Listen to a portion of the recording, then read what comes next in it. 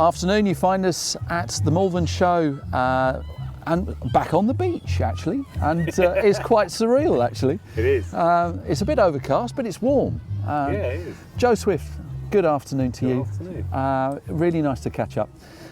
We were just talking about Horatio's garden that you're involved with. Yeah. And tell us a little bit more of what you've been up to, because you've been involved with doing a lot of garden design and involving the hospitals and getting the kids. Oh yeah, as well. yeah. No, well, I think I'm sort of, I've been very lucky in my career, really. So I've got an opportunity to, to spread the love a bit more, I guess, and opportunities like this, to talk to you, and I think gardening is one of those things that, people who do it and are connected with it really understand how important it is, the benefits of it, and how good it is for one's soul. And the last few years all about well-being and. Mental health issues, and Horatio's garden is all about spinal units. Connecting a really great garden to the interior of a very sterile environment, hospital. Yeah. But it's for patients to sort of go out into in their wheelchairs and their beds, and see visitors and their friends outdoors with plants, bees. So, exactly. Movements, sensory gardens and stuff like that. Yeah, smell, the whole thing. Smell. That's what you touched on earlier. One of the talks. It's one of those most underrated things in a garden. Connecting with nature for a lot of inner city kids, who live in flats or houses without gardens, and their parents don't really want to let them out. And when we were young, we were just going out into parks and running around, and we were sort of free-range kids, and it was great, But now parents are a little bit more wary about that, and they don't want to get involved with the wrong kids or gangs and drugs and all that sort of stuff. And, it's tough. So it's not as easy and so they as stay rugged indoors. So you need another sort of channel, more organised, community gardens and kids clubs and stuff like that. That can connect them with nature and where their food comes from, and those sort of important things. It's just so important. And the lovely thing about, one of the good things to come out of lockdown is that an enormous number of people have got back into horticulture and have found mucking about in the garden with the kids and just sowing a few seeds, watching them come up and grow. And you can see that enjoyment and the thrill when it just pops up through. And you get, and even I still now, and you do, I know. We never grow up from that sort of thing. It is magical, isn't it? I mean, it is like, you get all these boxes of magic tricks when you're a kid, but nothing's as good as like putting a sunflower seed in and then a few months later going, wow, that's towering over my head. That really is magic. You never get that out of a box of tricks. And when you see those in France, when you've got acres and acres of them, the tournesol which turn round towards the sun, fabulous. Yeah. We were nattering earlier about tools and what sort of gardening gadgets and bits and pieces we like to play with.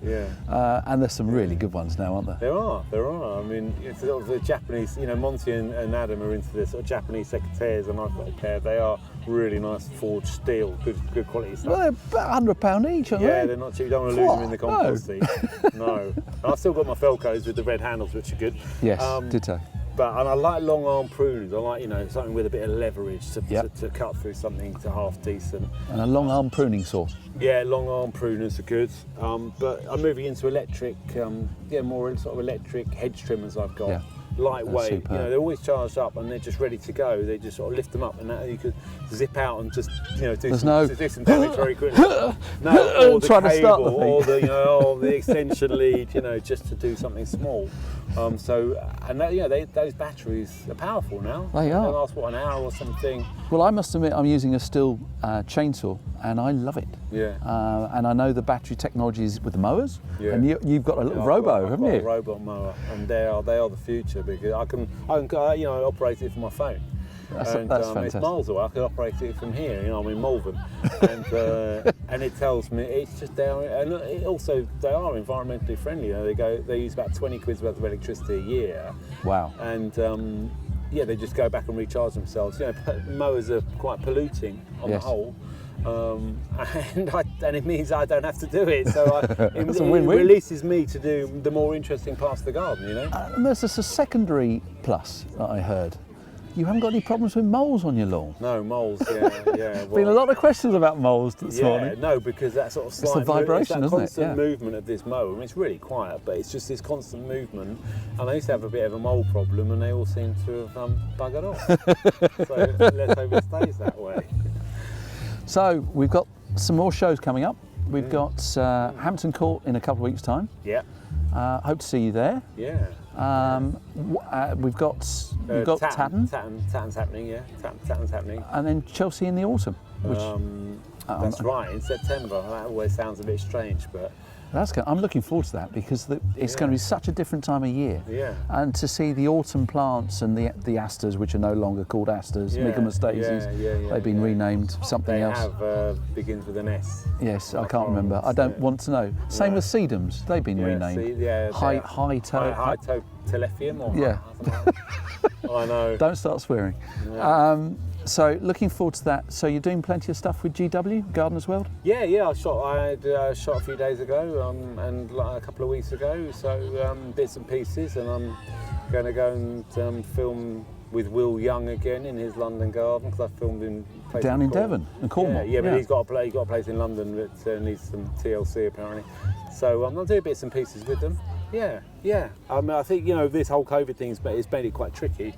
Obviously, in a lot of respects, but yeah, and I shot some stuff last year that's still going to go out this year, mainly design based. Okay.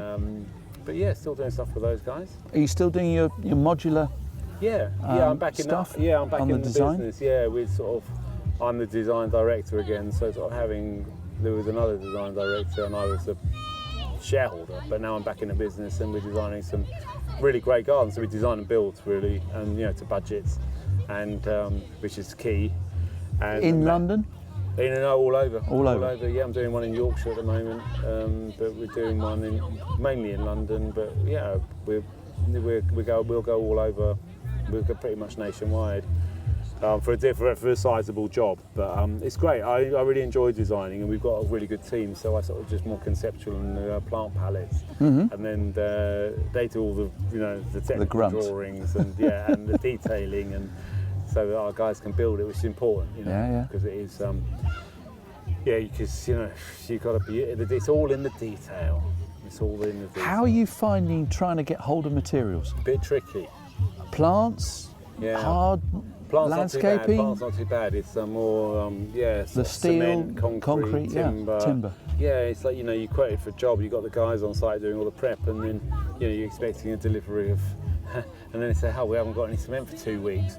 That's tricky. Yeah, it really messes everything up.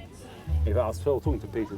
Who was it? Who was I talking to? I know it was another guy here, and he's just stockpiling, cement and bricks and blocks and all this sort of stuff. We're quite light, we don't have a big storage yard. We used to have one, but it was just a waste of money, really.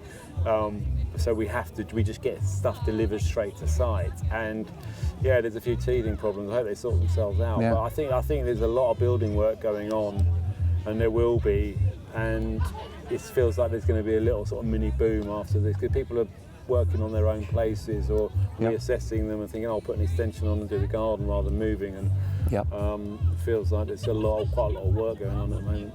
Well, one final thing, what do you think are you sort of designing and drawing and creating? Is there any sort of theme running through, or is it very individual for the clients? It's pretty site specific. I mean, the modular side of it is sort of our process that we go through, and it's a very sort of client easy for clients to sort of understand, and for us to create the brief than something that we can deliver. There's no point in designing a garden that can't be built, or designing a garden that's twice over budget that they wanted to pay, but you design a garden and then get it priced up. So it's more just advising them the sort of budgets we're looking at, and then take on board, but also all our experience in design and what will be appropriate for a site, whether it's shady or sunny, a city garden or a rural garden, whatever it might be.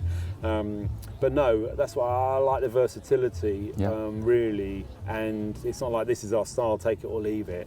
No. You've got to be much more versatile, but at the same time, sort of site specific. But there's a sort of classic. There is a sort of contemporary classic element. I mean, a classic is the way to go, because it's not like something's going to date. In 5 years' time, you're going to go, oh, well, I had this Japanese garden, and now I want a Mediterranean garden, and now it all looks a bit of a mishmash.